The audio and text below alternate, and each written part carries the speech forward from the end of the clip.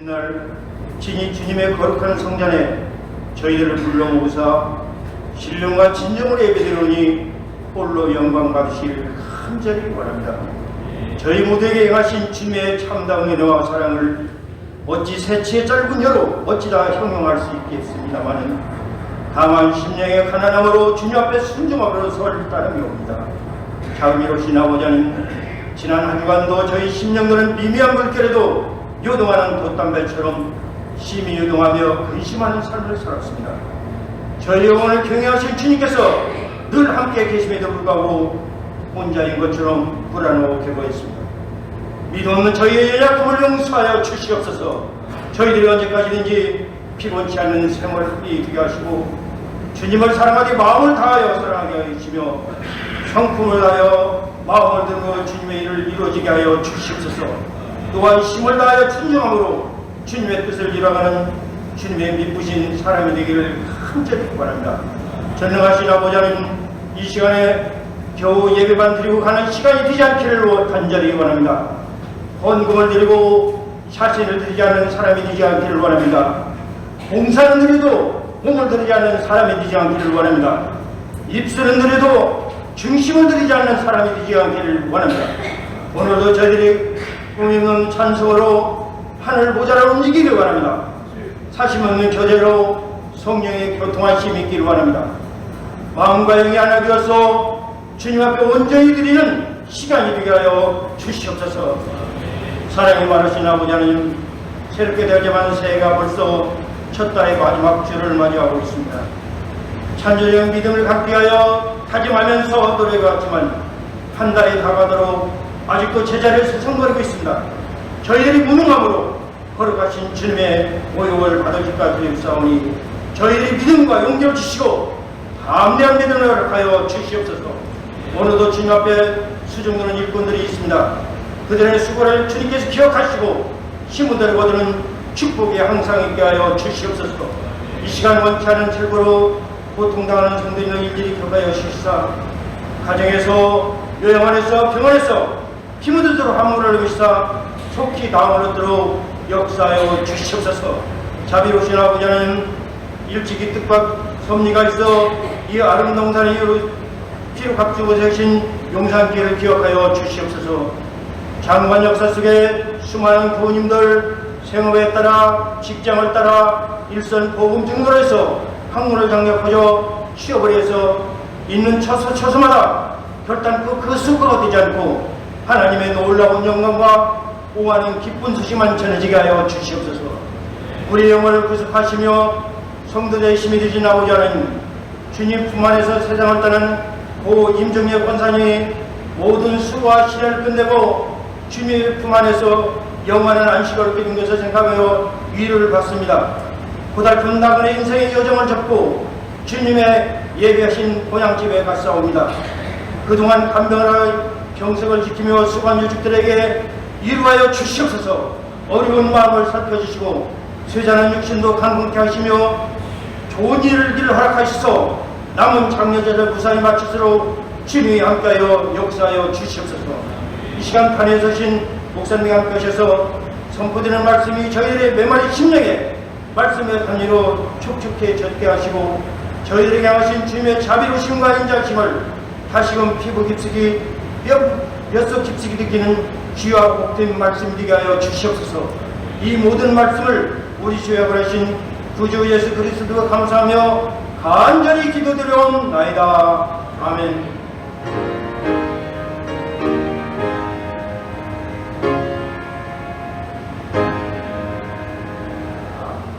형제들아, 신령한 것에 대하여 나는 너희에게 알지 못하기를 원하지 아니하노니 너희도 알거니와 너희가 이방인으로 있을 때에 말 못하는 우상에게로 그는 그대로 끌려갔느니라.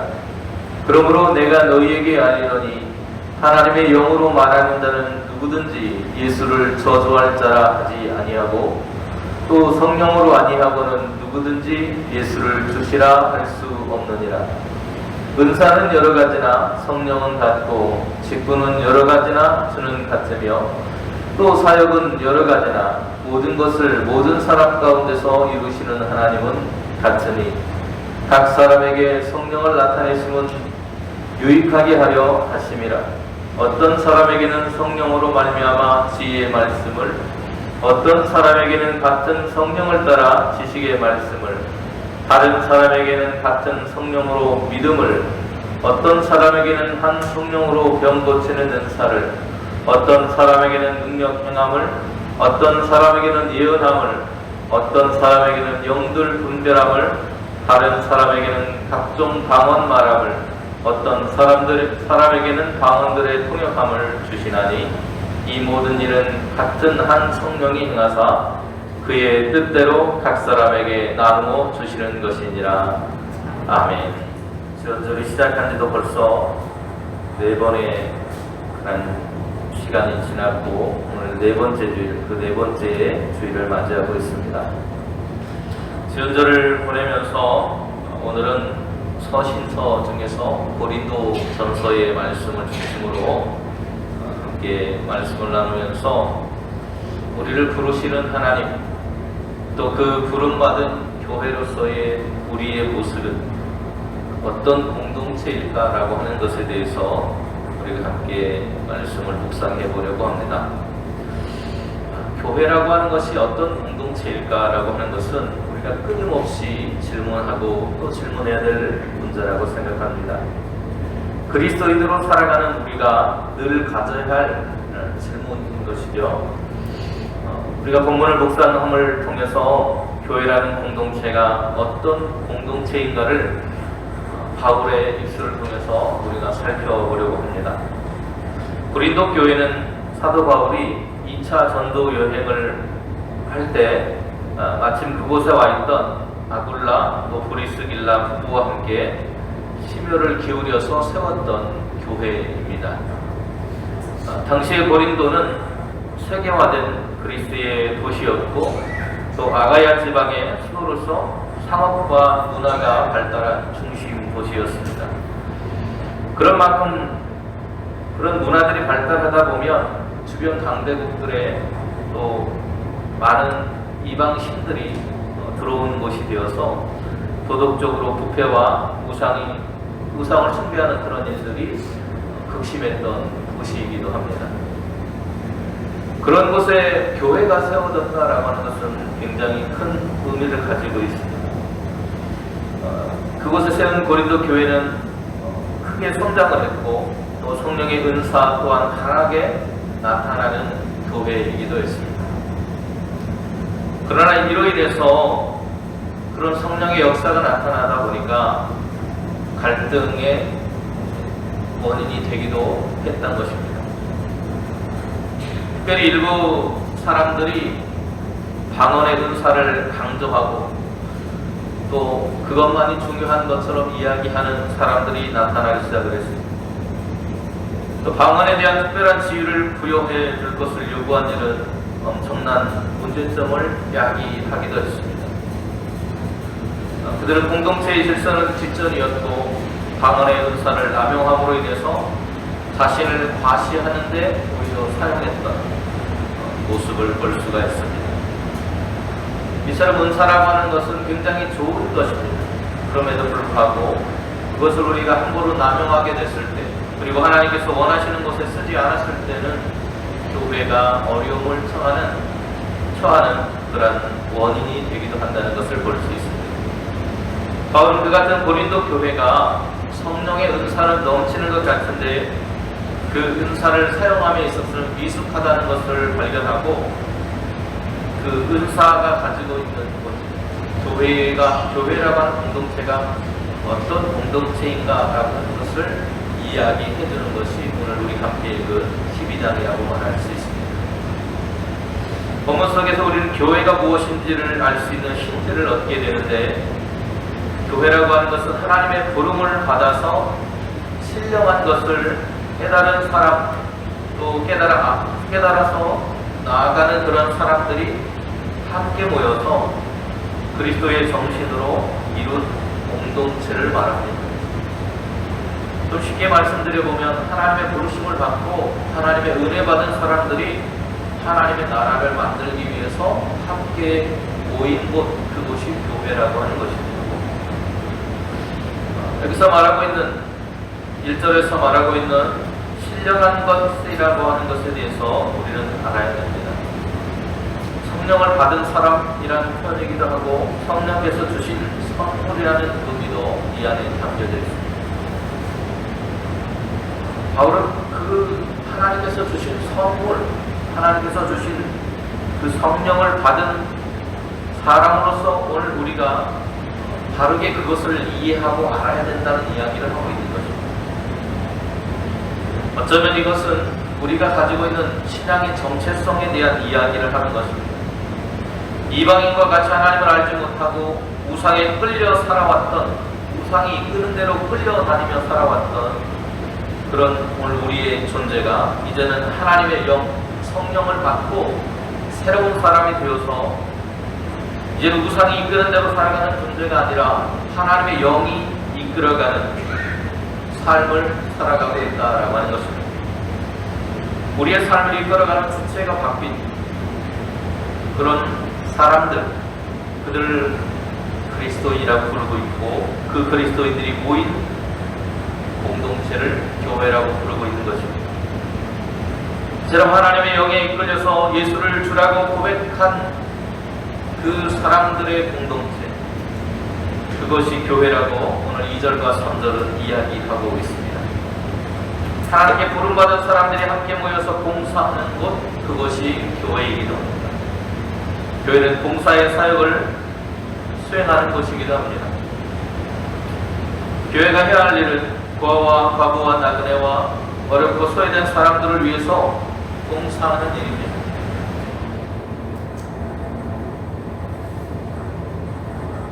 주님께서 그 일을 이 땅에 오셔서 하셨습니다.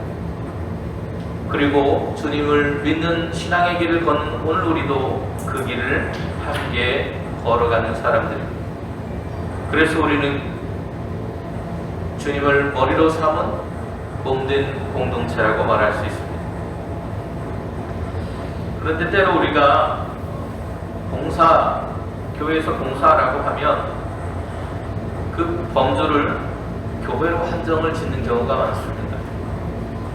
그래서 교회에 나와서 청소하고 식사를 준비하고 또 찬양을 하고 아이들을 가르치고 하는 그 일들만이 오늘 교회에서 봉사하는 것으로 오해하는 우리의 모습들이 있습니다. 그러나 엄밀히 말해서 교회에서의 봉사라고 하는 것은 단순히 교회를 섬기는 것을 말하지 않습니다. 우리가 섬기는 그런 봉사는 넓게 우리의 이웃들을 앞에서 말씀드린 주님께서 이 땅에 오셔서 고아와 과부와 나그네와 어렵고 소외된 사람들을 도우셨던 것처럼 그들을 위해서 살아가는 우리의 삶, 그것이 여러분의 가정이 되었던, 지역이 되었던, 또 여러분의 직장이 될 수도 있고, 우리가 서 있는 바로 그것이 바로 우리의 선교의 현장이고 또 우리의 자리라고 하는 것입니다. 또 그곳에서 행하는 우리의 모든 일들이 어쩌면 봉사라고 말할 수 있습니다. 넓은 의미에서 보면 그렇습니다. 우리가 오후 찬양예배를 통해서 지금 출애굽기를 읽고 있는데요. 우리가 함께 읽었던 출애굽기 18장에 보면 교회의 전신인 이스라엘 공동체에 대한 이야기가 나옵니다. 이스라엘 공동체도 역시 하나님을 믿는 사람들이 함께 모여서 새로운 공동체를 이루었습니다.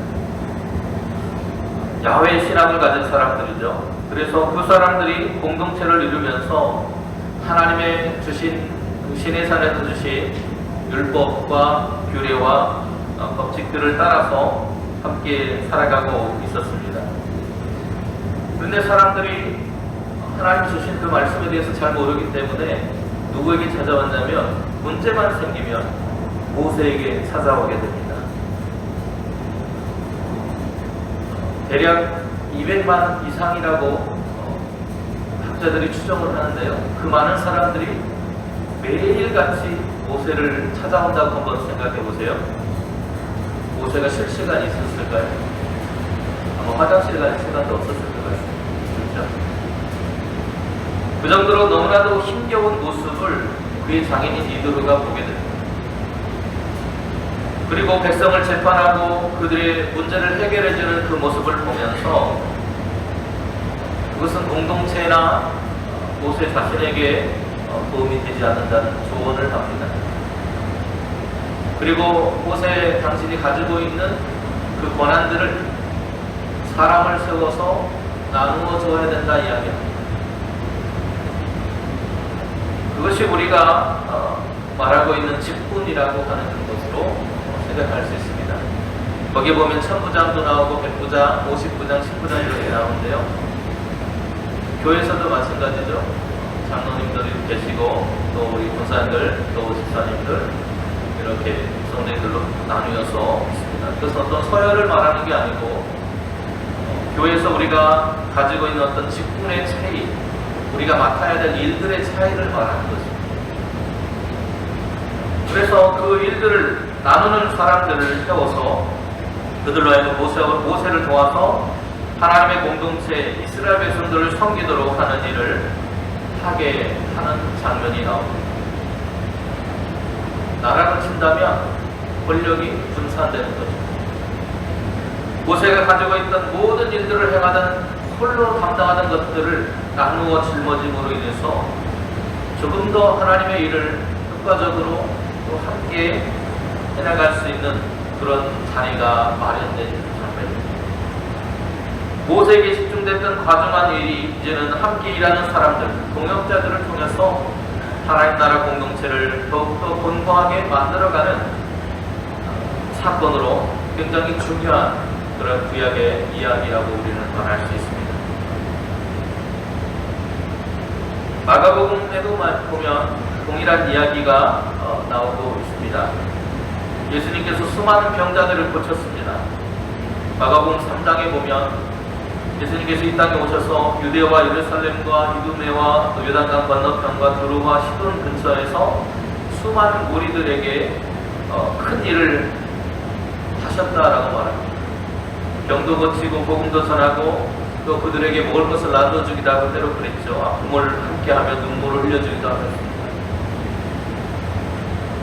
그런데 그 일을 소문을 듣고 마치 모세에게 모든 사람들이 몰려와서 우리 문제를 해결해달라고 했던 것처럼 예수님께 수많은 무리들이 아픔을 겪고 있던 동질의 사람들이 수없이 몰려들어서 예수님께로 왔다고 말합니다.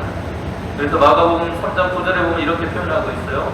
예수께서 무리가 애워싸 미는 것을 피하기 위하여 작은 배를 대기하도록 제자들에게 명하셨다. 이렇게 표현하고 있습니다.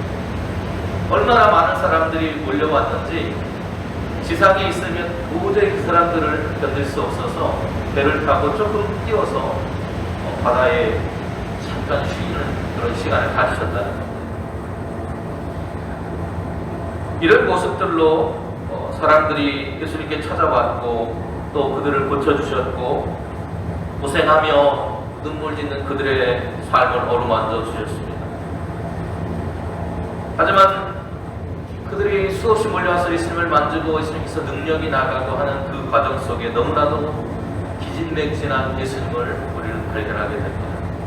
성경도 예수님께서 식사할 겨를도 없었다라고 할 정도로 많은 사람들이 왔다는 것을 우리는 알 수 있습니다. 그때 예수님께서 하신 일이 무엇이냐? 제자를 세웠다는 것입니다. 12명의 제자들을 세우셨고 또 그 외에도 수많은 제자들이 있었습니다. 여기서 특별히 12명의 사도들을 세우셨는데 그 사도들을 세워서 했던 일들을 보면 병 고치는 그런 일들을 함께 하도록 했고 또 예수님과 함께 있을 때에는 예수님께서 그들에게 하나님 나라의 복음을 가르치고 또 하나님의 나라에 대해서 이야기하시면서 하나님의 나라를 함께 일구어갈 동역자로서 그들을 성장시켜 가셨다는 것을 볼 수 있습니다.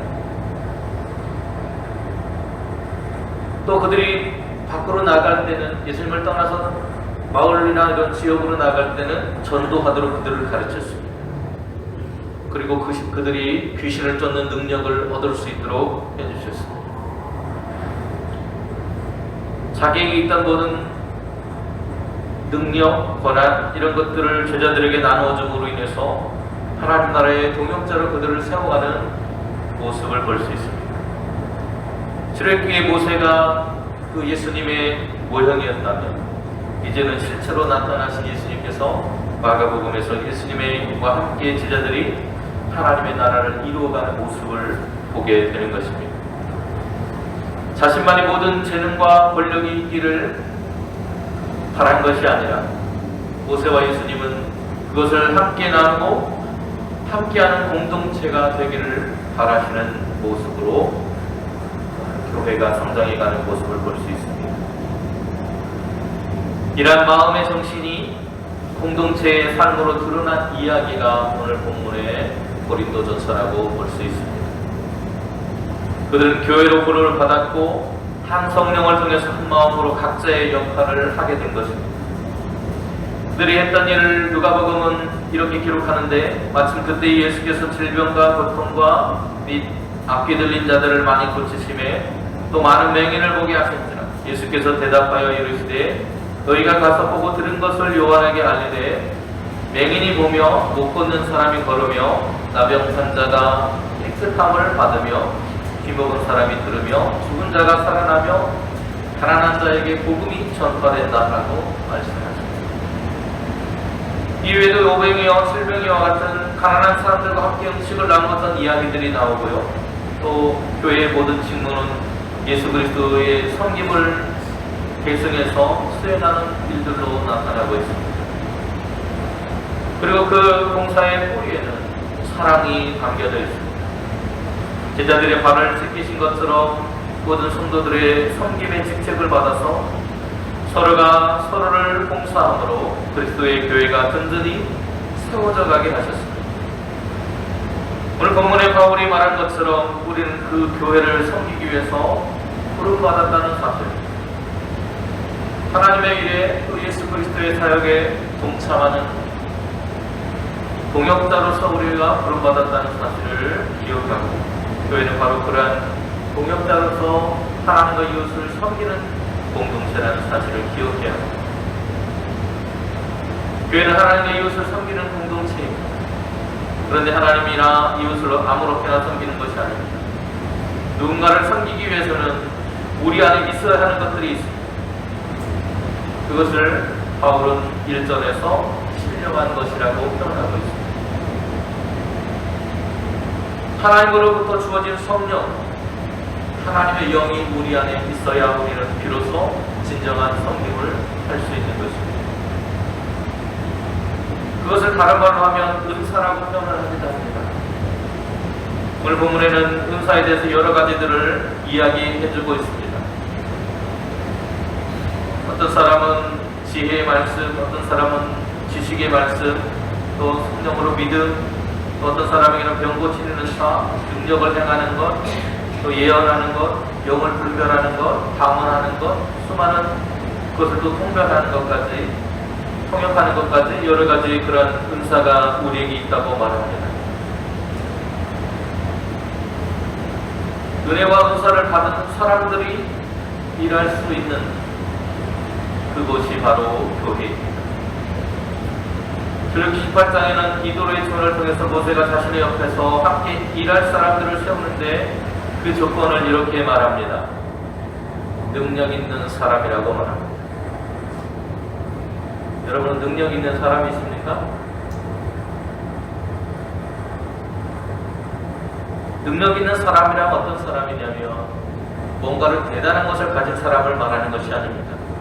첫 번째, 따라해볼까요? 하나님을 두려워하자. 하나님을 두려워하는 사람입니다. 하나님을 두려워하는 사람들이 함부로 자신의 삶을 살아갈 수 없습니다. 하나님을 두려워하기 때문에 물질이나 이런 것들을 함부로 사용할 수 없습니다. 하나님을 두려워하기 때문에 늘 하나님 앞에 살아가는 삶으로 자신의 삶을 돌아보게 되는 것입니다. 또 두 번째, 하나님을 능력 있는 사람 어떤 사람이냐? 따라하겠습니다. 진실하자. 진실한 사람입니다. 진실한 사람. 거짓말로 사람들을 속이고 사람들 앞에서는 하는 것처럼 그 뒤에서는 속닥속닥 다른 일들을 꾸미는 것이 아니라 앞에서나 뒤에서나 똑같이 진실한 모습으로 자신의 삶을 살아가는 사람을 말합니다. 그리고 세 번째는 불이한 이익을 추구하지 않는 사람입니다.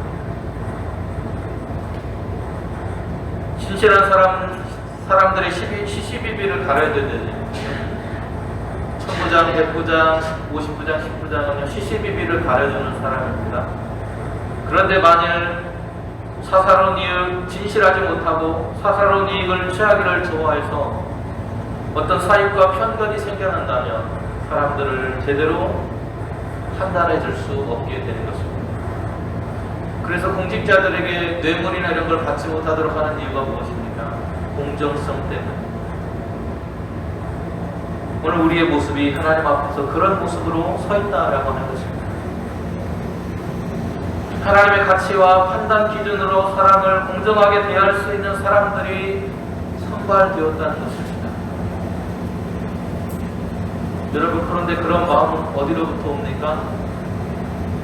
어디로부터요? 하나님께로부터. 진실하고 불이익을 추구하지 않는 마음, 성령 받은 사람들이 가지고 있는 마음입니다. 하나님이 우리에게 주신 마음입니다. 사람들은 무언가를 주어지면 그것을 자랑하려고 하고 드러내려 하고 휘두르려고 합니다. 하나님은 사람들에게 사명을 감당하게 하시기 위해서 그것을 주셨는데 그것이 무기가 되거나 신령한 것을 주신 이유는 그것을 자랑하거나 누군가를 향해서 칼처럼 휘두르라는 것이 아닙니다. 오늘 성경은 공동체에 유익을 주기 위해서라고 말합니다.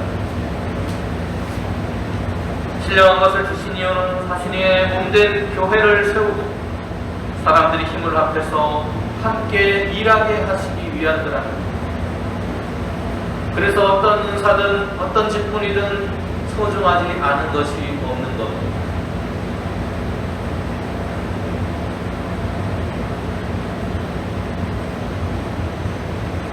직분에는 귀천이 없습니다. 하나님이 주신 사명에는 귀천이 없습니다. 높고 낮음이 없습니다. 왜냐하면 그것은 모두가 하나님의 선물이기 때문에. 은사라는 말은요, 선물이라는 뜻이에요. 하나님께서 우리에게 주신 것입니다. 선물이 주어진 것을 통해서 무엇을 자랑하거나 드러낼 수 없습니다. 그것은 어리석은 행위입니다. 왜냐하면 내게서 난 것이 아니기 때문에. 하나님이 주신 것이기에 그것을 자랑하거나 과시해서는 안 됩니다. 그것은 주님이 원하시는 길이 아닙니다. 은사는 교회를 섬기기 위해서 구하는 자에게 거둬주시는 하나님의 선물인 것입니다. 그러기에 우리에게 주어진 것들을 바르게 사용하고 하나님의 영광을 드러내는 일을 위해서 사용해야 합니다. 교회는 사회의 봉사를 의미하는 디아코니아라고 하는 것을 함께 나눕니다. 디아코니아를 우리말로 해보면 직분이에요. 우리가 가지고 있는 직분이라고 하는 말의 원래 뜻이 뭐냐면, 디아코니아라는 말은 식탁에서 시중드는 일이라는 뜻입니다. 식탁에서 시중드는 일을 하는 그 사람들의 그 모습이 봉사라고 하는 것의 원 뜻입니다. 거기에다가 생활을 돌보고 섬긴다는 뜻이 세월이 흐르면서 첨가됐어요. 그래서 초기 기독교 공동체는 예수님의 사역과 죽음을 섬김이라고 이해했습니다. 다양한 봉사는 의미를 가지고 있습니다. 집사라는 말도 여기에서 나왔습니다. 철저히 섬기는 종으로서의 역할을 말하는 것입니다. 누군가 위해서 군림하거나 자랑하거나 하는 것이 아니라 하나님이 내게 주신 은혜를 기억하고 감사하면서 그것을 하나님께 또 이웃들에게 나누어 주는 것을 말합니다. 주님이 이 땅에서 우리에게 보여주신 그 십자가의 섬김, 제자들의 발을 씻기며 보여주셨던 그 섬김, 오늘 그 섬김을 우리에게도 하라고 명령하셨기에 우리는 그 길을 걸어가는 것입니다. 교회에서 직분을 주신 것은 서로 그것을 자랑하고 어떤 것이 우위에 있는지 다투라고 주신 것이 아니며, 요한복음 13장 14절에서 주님은 분명하게 우리에게 말씀하십니다. 내가 주와 또는 선생이 되어 너희 발을 씻겼으니 너희도 서로 발을 씻기는 것이 옳으니라. 이것이 교회의 본질입니다. 하나님이 주신 능력을 가지고 서로를 섬겨가는 공동체, 그것이 우리에게 은사로 주어졌고 직분으로 주었고 사역으로 우리에게 주어진 것입니다. 우리 안에 성령의 역사로 나타난 현상이 바로 그것입니다. 바울은 하나님께서 이러한 은사나 직분이나 사역을 주신 것이 사랑이나 영달을 위한 것이 아니라고 말합니다. 성령의 역사를 보여주시고 성령의 능력과 선물을 베풀어 이유를 설명하시기를 교회의 유익을 위한 것이라고 말씀하십니다. 교회가 참된 교회가 될 수 있도록 하나님의 섭리로 우리에게 주어진 것입니다. 하나님의 지상 명령, 땅 끝까지 복음을 증거하라는 그 말씀, 한 영혼도 놓치지 않겠다는 예수 그리스도의 그 마음이 오늘 우리에게 은사로 주어진 것입니다. 오늘 그 길을 섬기는 자세로 나아갈 때 세상은 우리가 주님의 참 제자인 것을 깨닫게 될 것입니다. 섬김이 있는 것만이 참된 교회로서 살아남게 될 것입니다. 오늘은 교회가 무엇인지를 함께 묵상했습니다. 하나님께서 선물로 주신 은사와 직분을 통해서 그것을 누군가에게 과시하는 것이 아닌 하나님과 교회와 이웃을 섬기는 일에서 사용되어야 된다는 것을 성경은 우리에게 가르쳐주고 있습니다. 그것을 잃어버렸던 고린도 교회가 다툼 속에 분쟁과 갈등을 겪고 있는 그때 바울은 그리스도의 마음으로 이 이야기를 성도들에게 들려주고 있는 것입니다. 진정한 교회의 모습이 무엇인지, 진정한 섬김이 무엇인지 우리는 다시 한번 깊이 묵상하고 생각해야 할 것입니다. 우리에게 하나님은 다양한 재능을 주셨습니다. 그 재능을 허비하지 않기를 바랍니다. 나이가 먹었다고, 또 나는 돈이 없다고, 나는 무엇이 없다고 없는 것을 찾지 말고 하나님 오늘 내가 무엇이 있습니까? 하나님 내게 있는 것이 무엇입니까? 내게 주신 재능이 무엇입니까?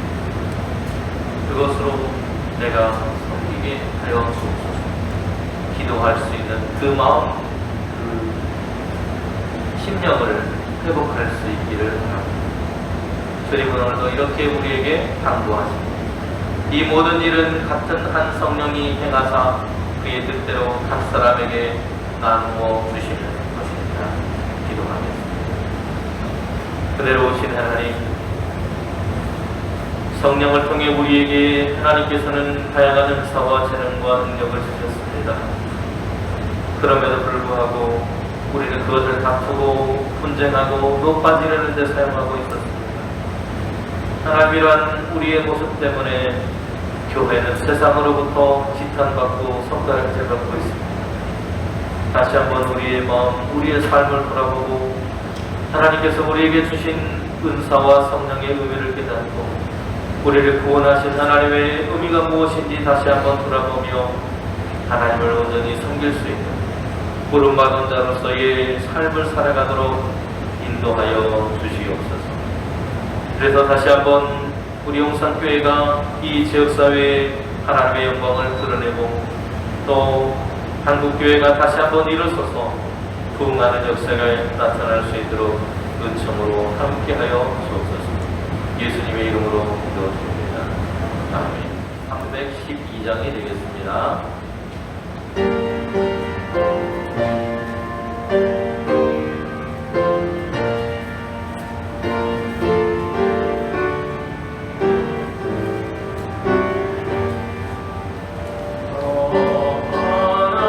하나님께 이끌리어 일평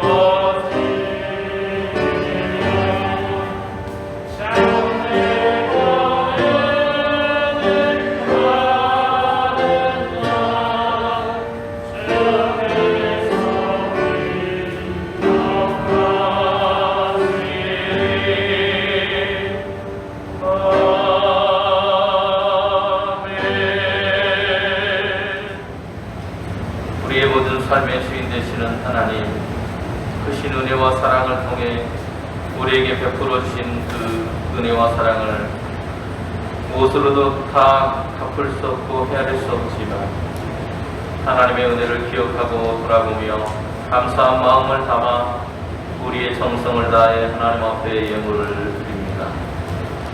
주님, 이 모든 예물 가운데 함께 하시고 기뻐 받아 주시옵소서. 우리의 모든 삶의 주인 되심을 고백하며 하나님께서 모든 우리의 삶과 물질의 주인이신 것을 고백하오니 주님, 그 고백 가운데 드려진 이 11조의 예물을 기뻐 받으시고 우리의 삶이 온전히 하나님의 인도하심 속에 살아갈 수 있도록 선한 길로 인도하여 주시고 물질적인 어려움과 삶의 고단함으로 고통당하지 않도록 그 삶을 이끌어 주시옵소서.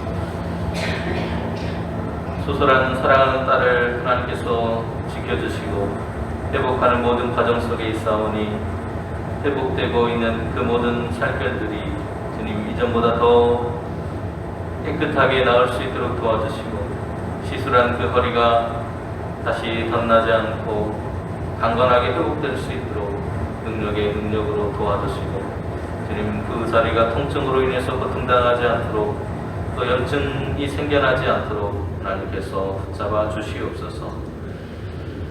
그 예명드린 설을 주신 것을 감사하며 하나님 앞에 예물드린 사랑하는 손길들이 있사오니 주님 그 설 명절의 그러한 사랑과 은혜를 기억하고 감사하며 기쁨으로 살아갈 수 있도록 모든 삶을 이끌어 주시옵소서. 범사의 삶을 감사하며 하나님께 예물드린 손길들이 있사오니 기억하여 주시고 매 순간 매 상황 속에서 함께 하시는 하나님의 은혜와 은총이 그 삶 가운데 머물 수 있도록 동행하여 주시고 어려운 일들을 당할 때 견뎌낼 수 있는 믿음과 용기를 주시고 어려움으로부터 지키시는 하나님의 은혜를 경험하며 살아갈 수 있도록 허락하여 주시옵소서. 군복무를 하는 중에 첫 휴가를 맞아서 감사하며 하나님께 예배하는 사랑하는 아들을 기억하여 주시고 하나님 더욱더 굳건하게 그 사명을 잘 감당할 수 있도록 건강과 지혜와 능력으로 또 많은 돕는 손길들로 함께해 주시옵소서. 월정금을 드리는 손길들도 있습니다. 기억하여 주시옵소서. 주님, 언제나 하나님과 동행하는 삶의 기쁨을 누리며 살아가는 가정들이 될 수 있도록 은혜를 베풀어 주시기를 소망하고 이 모든 드려진 예물들을 통해 하나님의 영광이 드러나며 하나님 나라가 이 땅에 이루어져가는 동역자로서의 사명을 감당하며 나아갈 수 있는 교회가 되도록 선하게 사용하게 하여 주시옵소서. 축복하며 예수님의 이름으로 기도드립니다. 아멘.